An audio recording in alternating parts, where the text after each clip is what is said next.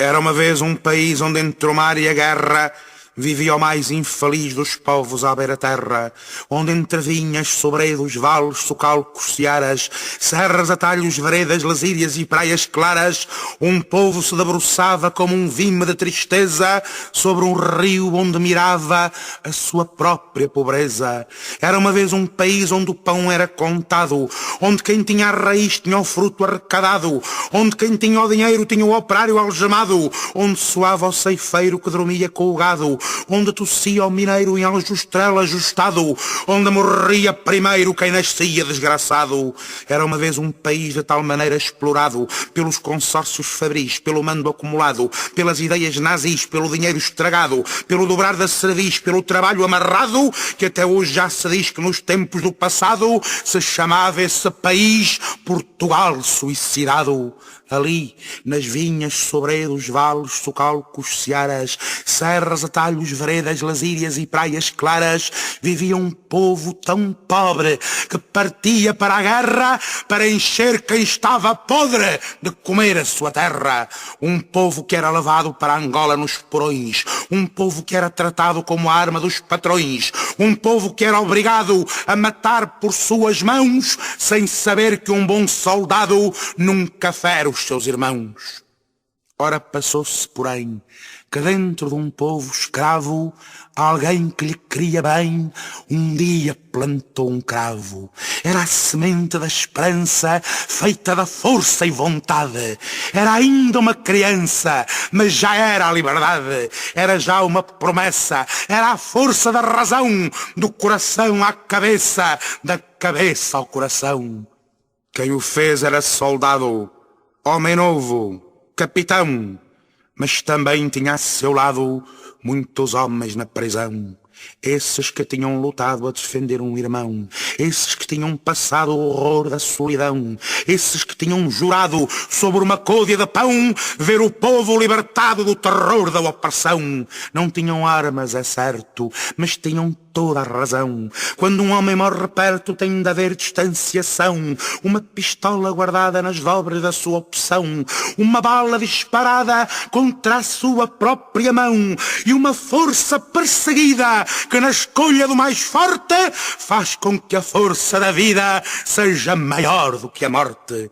Quem o fez era soldado, homem novo, capitão, mas também tinha a seu lado muitos homens na prisão. Posta a semente do cravo, começou a floração. Do capitão ao soldado, do soldado ao capitão. Foi então que o povo armado percebeu qual a razão porque o povo despojado lhe punha as armas na mão. Pois também ele, humilhado em sua própria grandeza, era soldado forçado contra a pátria portuguesa. Era preso e exilado e no seu próprio país muitas vezes estrangulado pelos generais senis. Capitão que não comanda não pode ficar calado. É o povo que lhe manda ser capitão revoltado. É o povo que lhe diz que não ceda e não hesite.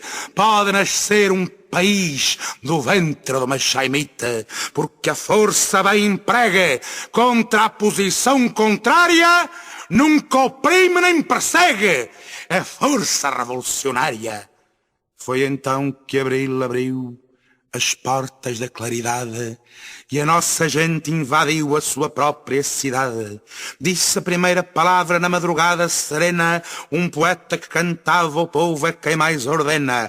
E então por vinhas, sobredos, vales, socalcos, searas, serras, atalhos, veredas, lesírias e praias claras, desceram homens sem medo, marujos, soldados, paras, que não queriam o degredo de um povo que se separa, e chegaram à cidade onde os monstros se acoitavam. Era a hora da verdade para as hienas que mandavam, a hora da claridade para os sóis que despontavam e a hora da vontade para os homens que lutavam. Aí das vindas esperas, encontros, esquinas e praças, não se pouparam as feras, arrancaram-se as mordaças e o povo saiu à rua com 7 pedras na mão e uma pedra da lua no lugar do coração. Dizia soldado, amigo, meu camarada e irmão, este povo está contigo, nascemos do mesmo chão, trazemos a mesma chama, temos a mesma ração, dormimos na mesma cama, comendo do mesmo pão. Camarada e meu amigo, soldadinho capitão, este povo está contigo, a malta dá-te razão.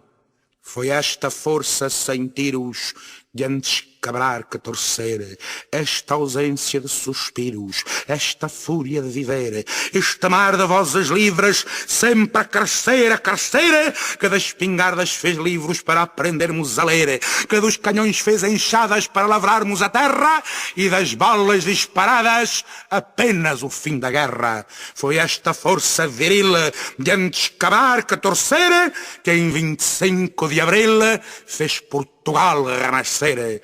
E em Lisboa, capital dos novos mestres da vis, o povo de Portugal deu poder a quem quis. Mesmo que tenha passado, às vezes por mãos estranhas, o poder que ali foi dado saiu das nossas entranhas, saiu das vinhas, sobredos, vales, socalcos, searas, serras, atalhos, varedas, lasírias e praias claras, onde um povo se curvava como um vime de tristeza sobre um rio onde mirava a sua própria pobreza. E se esse poder um dia o quiser roubar a alguém, não fica na burguesia, volta à barriga da mãe, volta à barriga da terra que em boa hora o pariu. Agora ninguém mais cerra as portas que Abril abriu, essas portas que em Caxias se escancararam de vez, essas janelas vazias que se encheram outra vez, e essas celas tão frias, tão cheias da surdidez, que espiavam como espias todo o povo português. Agora que já floriu a esperança na nossa terra, as portas que Abril abriu, nunca mais ninguém as cerra. Contra tudo o que era velho, levantado como um punho, em maio surgiu vermelho o cravo do mês de junho. Quando o povo desfilou nas ruas em procissão, de novo se processou a própria revolução. Mas eram olhos as balas, abraços, punhais e lanças, e namoradas as alas dos soldados e crianças. E o grito que foi ouvido, tantas vezes repetido, dizia que o povo unido jamais seria vencido. Contra tudo o que era velho, levantado como um punho, em maio surgiu vermelho o cravo do mês de junho. E então, operários, mineiros, pescadores e ganhões, marçanos e carpinteiros, empregados dos balcões, mulheres adias, pedreiros, reformados sem pensões, datilógrafos, carteiros e outras muitas profissões, souberam que o seu dinheiro era a presa dos patrões. A seu lado também estavam jornalistas que escreviam, atores que se desdobravam, cientistas que aprendiam, poetas que estrebuchavam, cantores que não se vendiam, mas enquanto estes lutavam, é certo que não sentiam a fome com que apertavam os cintos dos que os ouviam. Porém, cantar é ternura, escrever constrói liberdade, e não há coisa mais pura do que dizer a verdade. E uns e outros irmanados na mesma luta de ideais, ambos setores explorados ficaram partes iguais. Entanto, não descansavam entre pragas e perjúrios, agulhas que se espetavam, silêncios, boatos, murmúrios, risinhos que se calavam, palácios contra tugúrios, fortunas que levantavam promessas de maus augúrios, os que em vida se enterravam por serem falsos e espúrios, maiorais da minoria que diziam silenciosa e que em silêncio fazia a coisa mais horrorosa, minar como um sinapismo e com ordenados régios o alvor do socialismo e o fim dos privilégios. Foi então, se bem vos lembro, que sucedeu a vindima. Quando pisamos setembro, a verdade veio acima, e foi um mosto tão forte, que sabia tanto abril, que nem o medo da morte nos fez voltar ao redil. Ali dissemos, não passa! e a reação não passou. Quem já viveu a desgraça odeia quem desgraçou. Foi a força do outono, mais forte que a primavera, que trouxe os homens sem dono de que o povo estava à espera. Foi a força dos mineiros, pescadores e ganhões, operários e carpinteiros, empregados dos balcões, mulheres adias, padreiros, reformados sem pensões, datilógrafos, carteiros e outras muitas profissões, que deu o poder cimeiro a quem não cria os patrões. Desde esse dia em que todos nós repartimos o pão, é que acabaram os bodos. Cumpriu-se a revolução.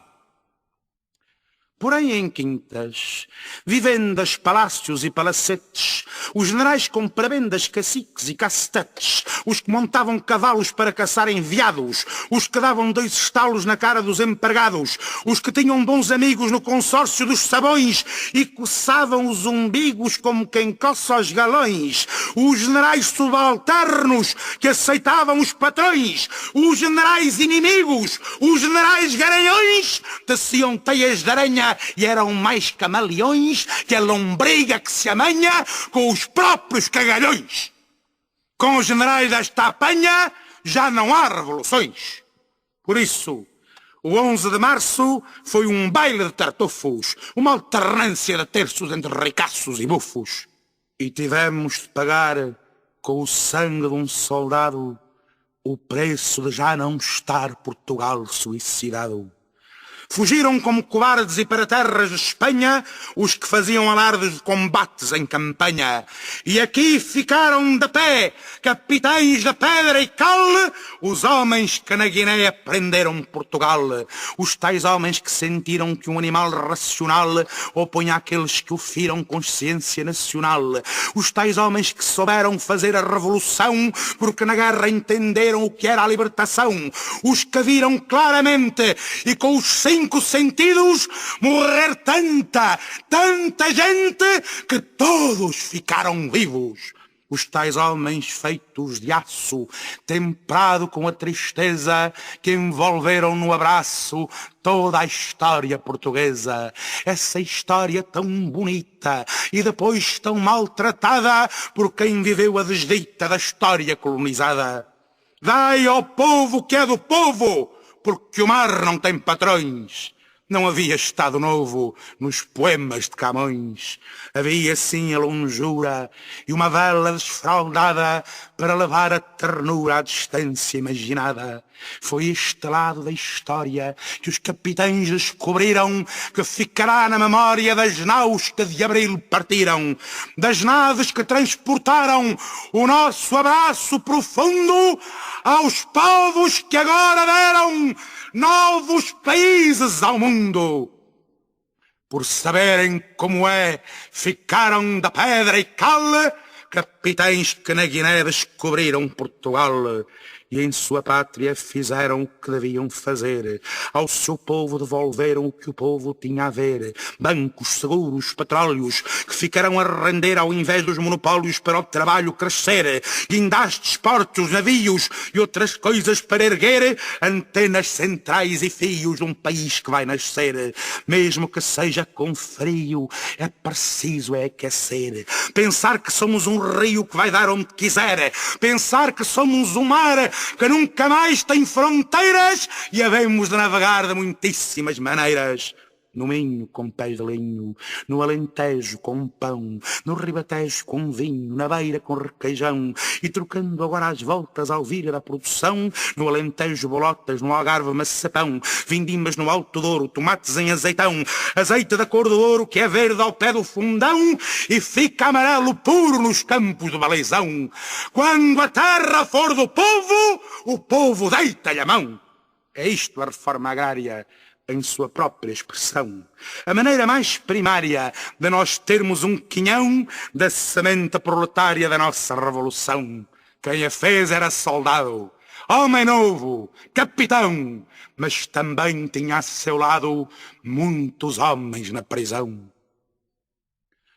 De tudo que Abril abriu, ainda pouco se disse. Um menino que sorriu, uma porta que se abrisse, Um pão que se repartiu, um capitão que seguiu que a história lhe perdisse, e entre vinhas, sobredos, vales, socalcos, searas, serras, atalhos, veredas, lesírias e praias claras, um povo que levantava sobre um rio de pobreza a bandeira em que ondulava a sua própria grandeza. De tudo que Abril abriu, ainda há pouco se disse, e só nos faltava agora que este Abril não se cumprisse. Só nos faltava que os cães viessem ferrar o dente na carne dos capitães que se arriscaram na frente de todos nós, povo soberano e total, que ao mesmo tempo é a voz e o braço de Portugal. Ouvi banqueiros fascistas, agiotas do lazer, latifundiários machistas, balufos verbos de encher e outras coisas instas que não cabe aqui dizer, que aos capitães progressistas o povo deu poder. E se esse poder um dia o quiser roubar a alguém, não fica na burguesia, volta à barriga da mãe, volta à barriga da terra, que em boa hora o pariu. Agora ninguém mais cerra as portas que Abril abriu.